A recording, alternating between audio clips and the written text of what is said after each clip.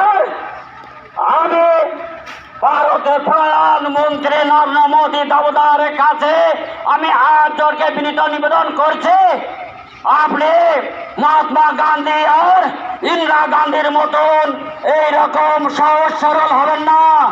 তার কারণ এখন মহাত্মা গান্ধীকে ভারতবর্ষে আমার সনাতনী ভাইয়েরা গালি দিচ্ছে, কিন্তু ওই দিনটা আপনার না দেখতে হয়। এখনো সময় আছে, ভারতবর্ষে আমাদের সব সনাতনী ভাইয়েরা আছে, তাদেরকে সেনাবাহিনী ভর্তি করে বাংলাদেশের ওপর আক্রমণ শুরু করো।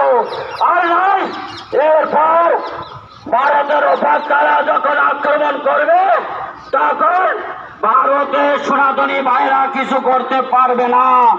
আজ আমাদের যে সব সেনাবাহিনী ভাইয়েরা আজ বর্ডারে ভারতের সুরক্ষা করছে, তাদের মা বাপ ছেলে মেয়ে তাদেরকে ঘরে রেখে তাদের জীবন হাতের তালে রেখে তারা বর্ডারে ডিউটি করছে।